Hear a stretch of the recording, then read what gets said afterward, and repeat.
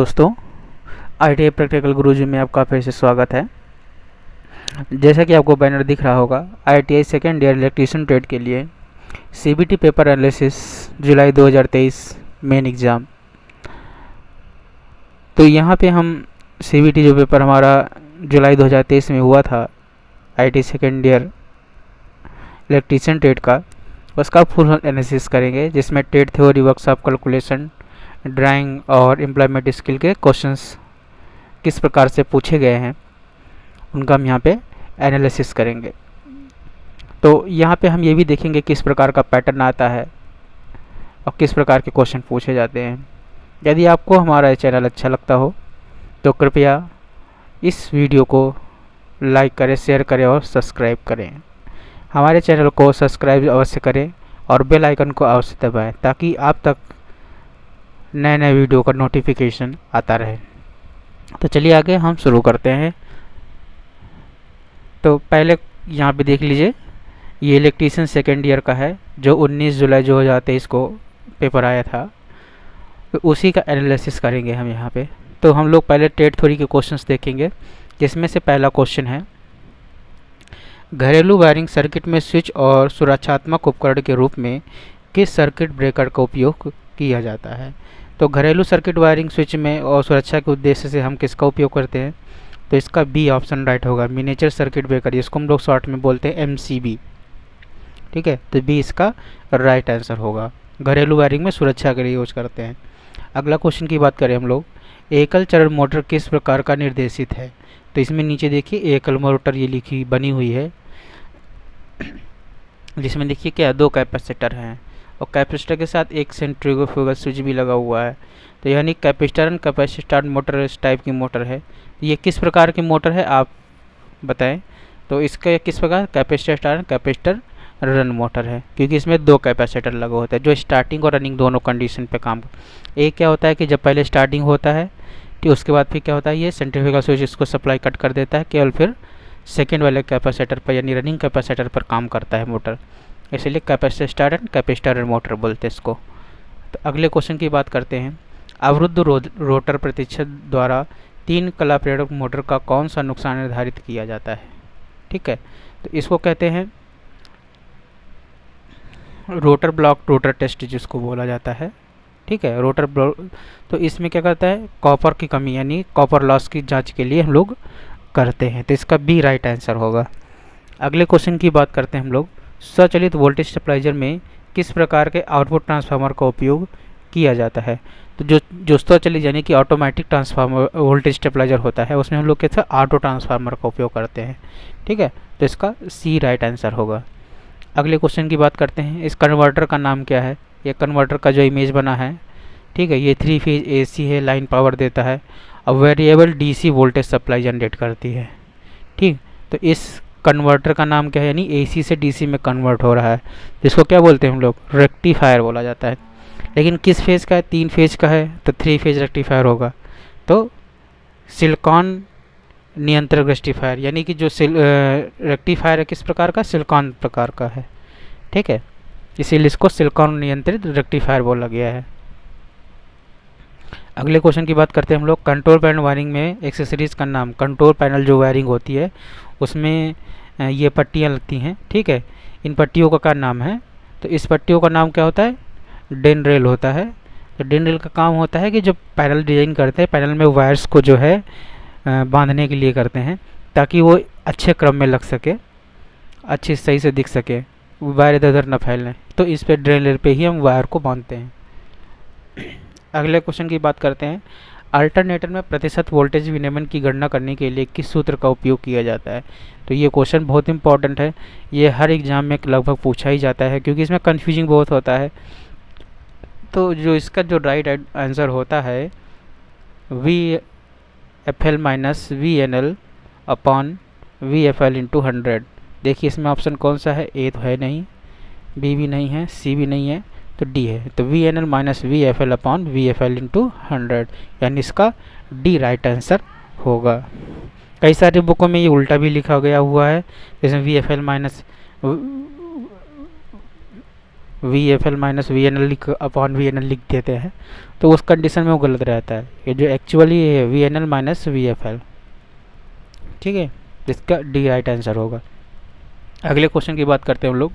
DC motor में current की दिशा किस नियम द्वारा निर्धारित की जाती है? तो डीसी में हम लोग क्या करते हैं, फ्लेमिंग के नियम के द्वारा करते, लेकिन यहाँ पे मोटर और जनरेटर की बात भी ध्यान रखना होता है। तो यहाँ किसकी बात कर रहा है, डीसी मोटर की बात कर रहा है। तो डीसी मोटर को हमेशा फ्लेमिंग के राइट हैंड रूल से, यानी कि उसके दाहिने हाथ के नियम से हम लोग फाइंड आउट करते हैं, ठीक है। अगले क्वेश्चन की बात करते हैं। डीसी जनरेटर में स्प्लिट रिंग का क्या कार्य होता है? तो हमारे डीसी जनरेटर जो होता है उसमें हम स्प्लिट रिंग का उपयोग करते हैं। स्प्लिट रिंग का उपयोग क्या होता है, एक दिशा में आउटपुट बनाता है, ठीक है। तो इसका डी राइट आंसर होगा।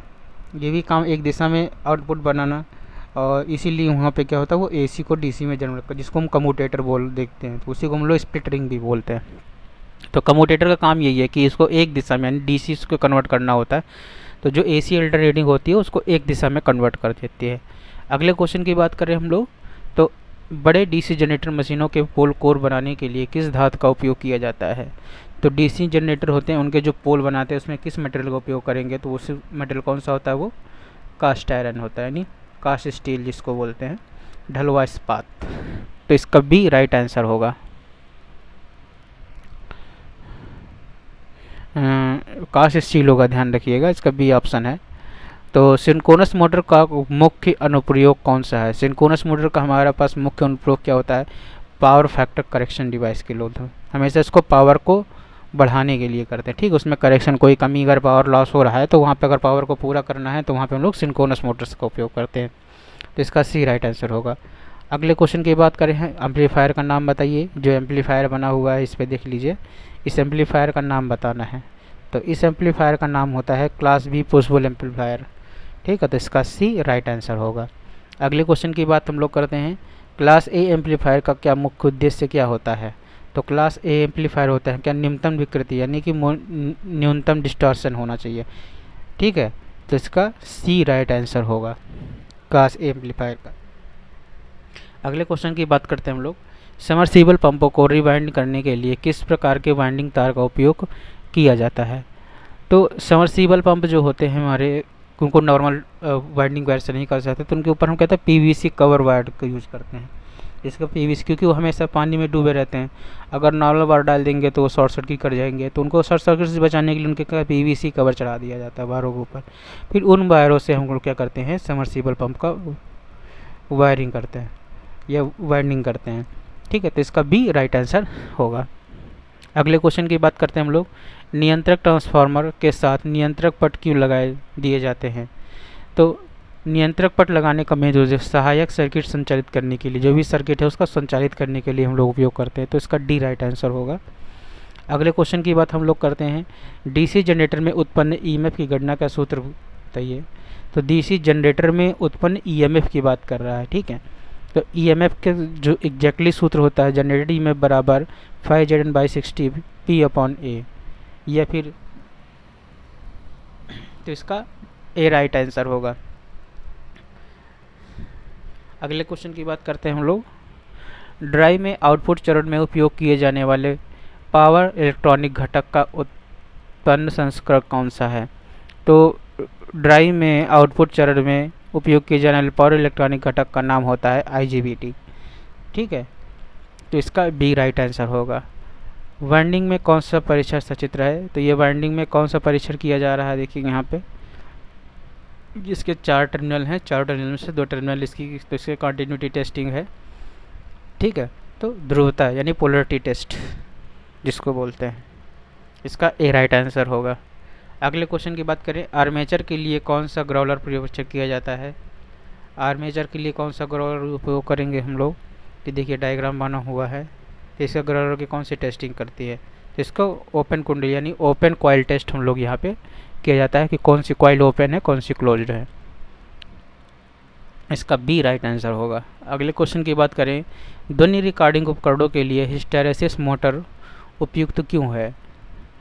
तो जो हमारी ध्वनि रिकॉर्डिंग उपकरण उसमें हिस्टैरिसीस मोटर लगाना होता है, क्योंकि ये शांत प्रचलन नॉइसलेस ऑपरेशन करती है। ठीक है, अगर कोई दूसरी मोटर हम लगा देंगे तो उस मोटर का भी आवाज़ जो है रिकॉर्ड हो जाएगी।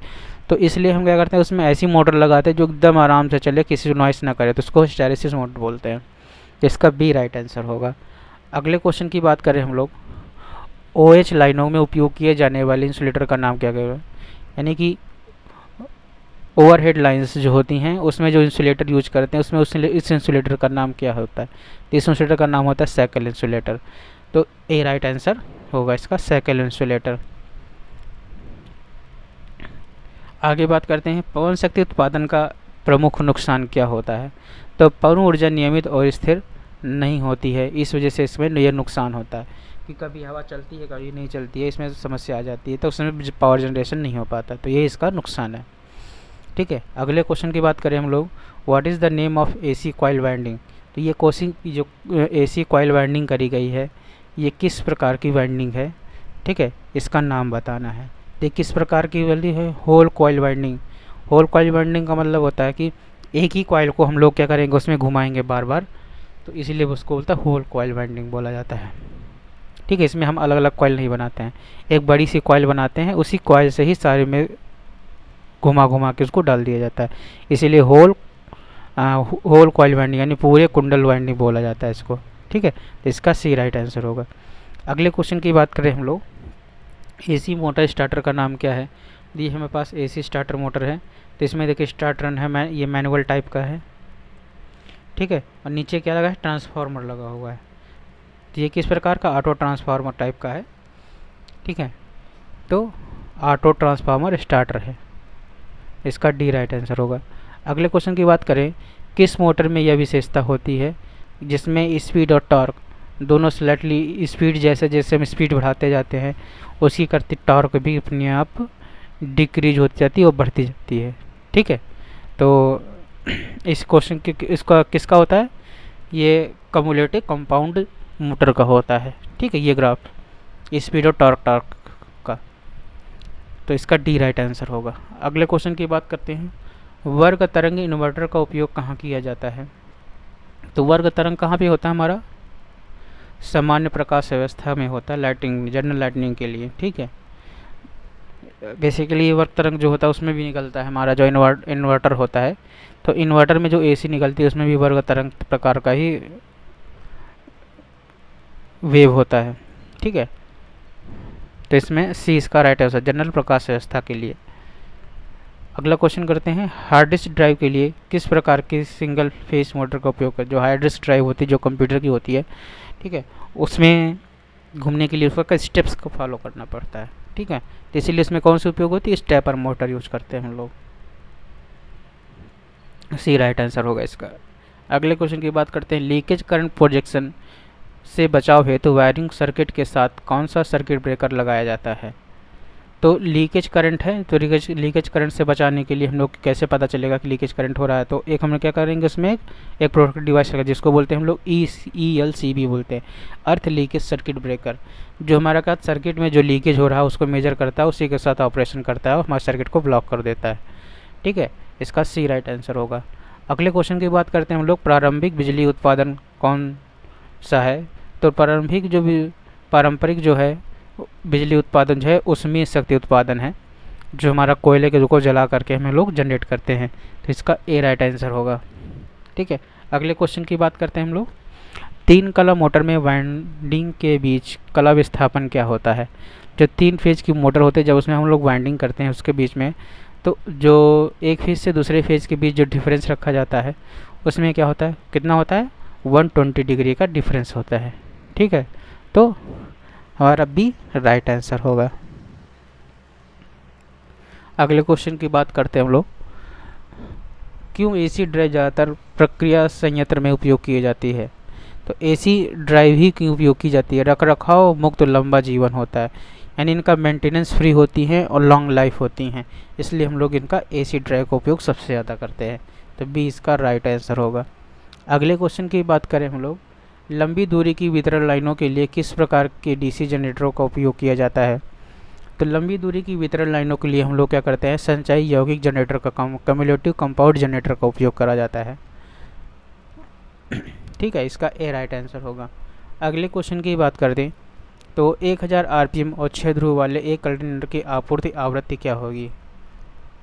तो यहाँ पे आवृत्ति निकालना है, ठीक है। तो इसका कितना आएगा, 50 हर्ट्ज आएगा। तो इसका डी राइट आंसर होगा। अगले क्वेश्चन की बात करते हैं हम लोग।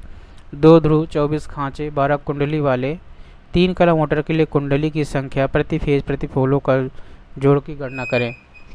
तो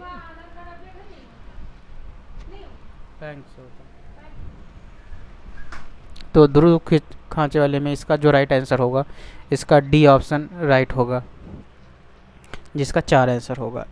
अगले क्वेश्चन की बात करते हैं। वाइंडिंग में टेस्ट का उद्देश्य क्या है।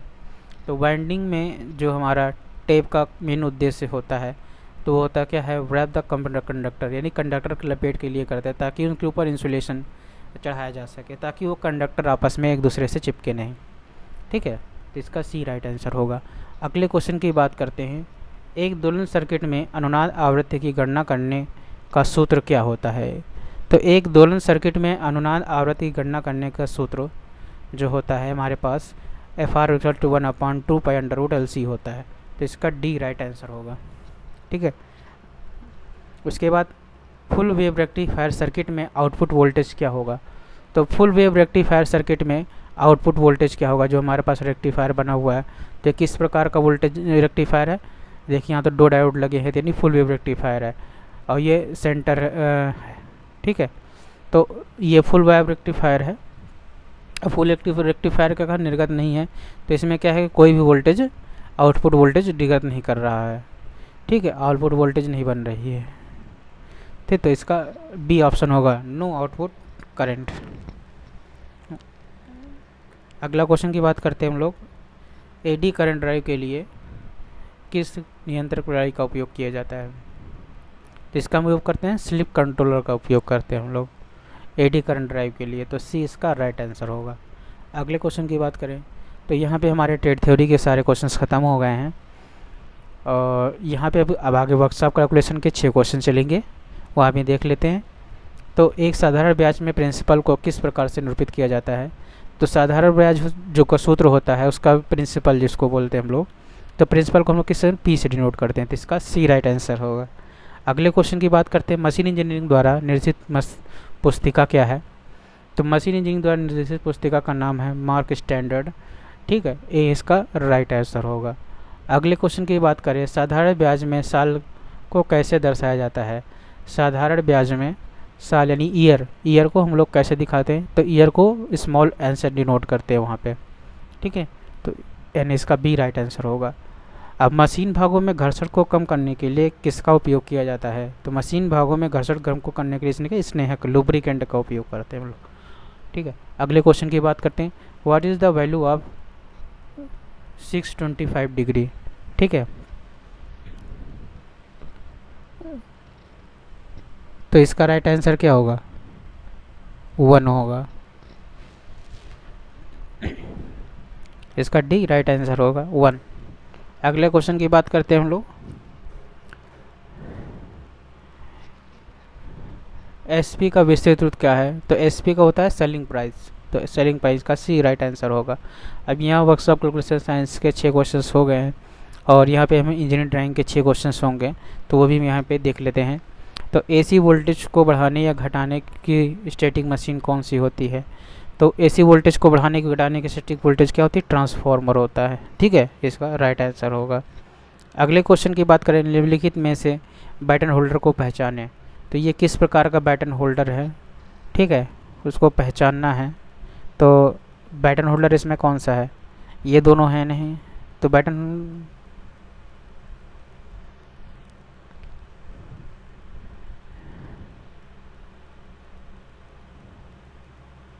इसका बी राइट आंसर होंगे।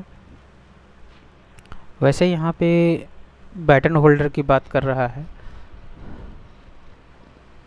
ठीक है, सिर्फ बी राइट आंसर होंगे इसके। अगले क्वेश्चन की बात करते हैं हम लोग। पृथ्वी का प्रतीक कौन सा होता है, यानी अर्थ का। तो अर्थ का प्रतीक ये तो है नहीं, ये भी नहीं है, ये वाला है, यानी सी राइट आंसर हो गया इसके, ठीक है। अगले क्वेश्चन की बात करते हैं हम लोग। दिए गए चित्र में स्विच की पहचान करें। इसमें स्विच कौन सा है, ठीक है। तो इस स्विच को हम लोग टम्बलर स्विच बोलते हैं, ठीक है। ये बहुत पुराने, अभी भी इस मार्केट में उपयोग करना बंद हो गया है, लेकिन ये हमारे यहाँ चलते थे पहले जो स्विच होते थे, इसको टम्बलर स्विच बोला जाता है, ठीक है। अगला क्वेश्चन यहाँ पे सुरक्षात्मक उपकरण कौन सा है। तो सुरक्षात्मक उपकरण कौन सा है, हमारा फ्यूज़ है। कैपेसिटर नहीं है, मैग्नेट नहीं है, रजिस्टर नहीं है। सुरक्षा कौन प्रदान करता है, फ्यूज़। तो फ्यूज़ एयर इसका राइट आंसर होगा। अगले क्वेश्चन की बात करें, मोटर को चालू और बंद करने के लिए किस उपकरण का उपयोग किया जाता है। तो मोटर को चालू बंद करने के लिए हम किसका उपयोग करते हैं, स्टार्टर का उपयोग करते हैं, ठीक है। तो स्टार्टर इसका राइट आंसर होगा। अब यहाँ पे हमारे एम्प्लॉयमेंट स्किल के 25 क्वेश्चन चलेंगे, तो अब उनको हम देखते हैं। तो पहला क्वेश्चन देखता है यहाँ पे क्या कहता है, जॉब के लिए लोगों का चयन करने के लिए कंपनी द्वारा आवश्यक सबसे महत्वपूर्ण डॉक्यूमेंट कौन सा है, ठीक है। तो कंपनी को तुम्हारे बायोडाटा की ज़रूरत पड़ेगी, तो जिसको हम क्या बोलते हैं, रिज्यूम। तो ए इसका राइट आंसर होगा। अगली का बात करें, आईटी से संबंधित कार्य के लिए मूलभूत आवश्यकता क्या होती है। तो आईटी से संबंधित कार्य के लिए सबसे ज़रूरत होती है आपको संगणक यानी कंप्यूटर की ज़रूरत पड़ेगी। बिना कंप्यूटर के आप आईटी का कोई भी कार्य नहीं कर पाएंगे, ठीक है। अगले क्वेश्चन की बात करते हैं। सामान्य रूप से नकारात्मक फीडबैक दिया जाता है किससे, रचनात्मक रूप से, ठीक है। इसका सी राइट आंसर होगा। अगले क्वेश्चन की बोलते हैं, your feel uncomfortable when you find a people in public space. यदि आप सार्वजनिक स्थान पर लोगों को पाते हैं एक सहज महसूस करते हैं, तो ज़ोर से हंसते हुए। तो इसका डी राइट आंसर होगा। तो आप सार्वजनिक स्थान पर लोगों को ज़ोर से हंसते हुए पाते हैं तो आप असहज महसूस करते हैं, क्योंकि लगता है कि शायद वो हमारे ऊपर ही हंस रहा है, इसलिए असहजता हमको महसूस होती है, ठीक है। पढ़ते हुए, चलते हुए, योगा करते हुए लोग नहीं करेंगे, लेकिन ज़ोर से हंसते हैं तो आपको असहज महसूस होता है, ठीक है। तो इसका डी राइट आंसर होगा। अगले क्वेश्चन की बात करें, किसी उत्पाद सेवा के पहले संस्करण को क्या कहा जाता है। तो उसको क्या बोलते हैं, प्रोटोटाइप। यानी कि अगर हम कोई प्रोडक्ट लॉन्च कर रहे हैं, तो उस प्रोडक्ट को लॉन्च करने से पहले हमको उसको एक सैम्पल प्रोडक्ट बनाना होता है, तो उस सैम्पल प्रोडक्ट को ही हम लोग बोलते हैं प्रोटोटाइप। तो बी इसका राइट आंसर होगा। अगले क्वेश्चन की बात करें हम लोग, कंप्यूटर प्रोग्राम जो आपको प्रस्तुति के लिए स्लाइड बनाने की अनुमति देता है उसे इस ग्रुप में जाना जाता है। तो स्लाइड हम किस पे बनाते हैं, तो MS पावर पॉइंट पे बनाते हैं, इसका सी राइट आंसर होगा।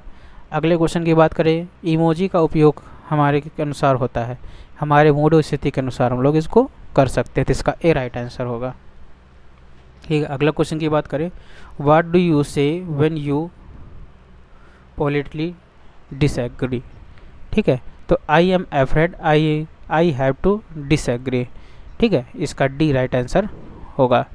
अगले क्वेश्चन की बात करते हैं हम लोग, मूल रूप से सम्मान प्रकृति के कार्य करने के लिए कौशल सीखना चाहिए, यानी कौन सा कौशल सीखना चाहिए। तो अप स्किलिंग करना चाहिए, ठीक है। इसका सी राइट आंसर होगा, अप स्किलिंग, यानी अपनी योग्यता को बढ़ाना होगा, ठीक है। उसके बाद अगला क्वेश्चन की बात करते हैं हम लोग, पदोन्नति का आमतौर पर कैसे माना जाता है। तो पदोन्नति जो आपकी पदोन्नति होती है यानी प्रमोशन जो होता है, योग्यता और अनुभव के अनुसार होता है, तो इसका ए राइट आंसर होगा। अगले क्वेश्चन की बात करें, क्या कैरियर पथ में संबंधित नहीं है। तो कैरियर पथ से संबंधित नहीं है, तो देखिए कैरियर स्वयं एक्सेस आकलन करना ये भी है, निर्णय लेना ये भी है, कार्य करना ये भी है, लेकिन कुछ कार्य करने की आवश्यकता नहीं है, ये हमारा क्या है, कैरियर से संबंधित नहीं है, तो इसका डी राइट आंसर होगा। अगले क्वेश्चन की बात हम लोग करते हैं, magnificent, sharp, identity, bright are example of. ये किस प्रकार के एग्जाम्पल्स हैं। तो सिग्निफिकेंट, शार्प, लेंथली, ब्राइट, तो ये किस तरह करके डिस्क्राइबिंग वर्ड के टाइप हैं, ठीक है। तो ये सी राइट इसका राइट आंसर होगा। अगले क्वेश्चन की बात करते हैं हम लोग, डेटा को स्टोर करने, प्रतिबंधित करने और संसाधित करने के लिए इंटरनेट का पर होस्ट किया गया दूरस्थ सर्वरों को नेटवर्क का उपयोग करने की प्रथा को हम लोग क्या करते हैं। तो इसका जो कहते हैं हम लोग, इसका डी ऑप्शन राइट होगा, इसको क्लाउड कंप्यूटिंग बोलते हैं। यानी क्लाउड पे हम कंप्यूटर कई सारी जो फाइल्स रख देते हैं और हमको जो ज़रूरत होती है तो वहाँ से दूसरे सर्वर से हम फाइल को उठा के लेते हैं, तो उसको हम लोग क्लाउड कंप्यूटिंग बोला जाता है, इसका डी राइट आंसर होगा। अगले क्वेश्चन की बोलते हैं, पिक्चर सेव करने का सबसे अनुकूल प्रकार कौन सा है। पिक्चर जो फॉर्मेट होता है वो किस फॉर्मेट में होता है, वो JPG फॉर्मेट। PDF होता है, PDF डॉक्यूमेंट के लिए होता है, PPT प्रेजेंटेशन के लिए होता है, एक्सेल गणना कार्य के लिए होता है। तो हमें पिक्चर के बारे में बताना है तो JPG फॉर्मेट होता है, ठीक है। अगले क्वेश्चन की बात करते हैं हम लोग।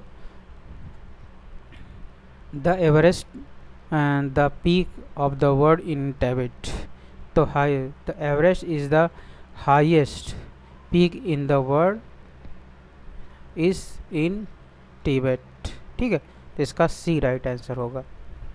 अगले क्वेश्चन की बात करते हैं। कीबोर्ड के कौन से बटन से स्लाइड शो का किसी भी समय अंत हो सकता है।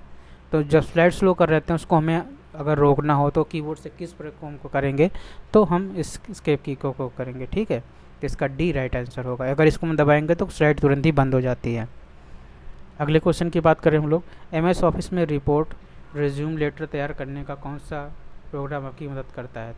तो रिटन वर्क के लिए कौन सा होता है, MS वर्ड होता है। ठीक है, MS ऑफिस में, तो इसका सी राइट आंसर होगा। अगले क्वेश्चन की बात करें। यदि आप चाहते हैं कि लोग आपके और आपके व्यवसाय के बारे में प्रासंगिक जानकारी एक आसान तरीके से दें और आप, तो हम इसमें क्या उपयोग करेंगे, अपना बिजनेस कार्ड देंगे।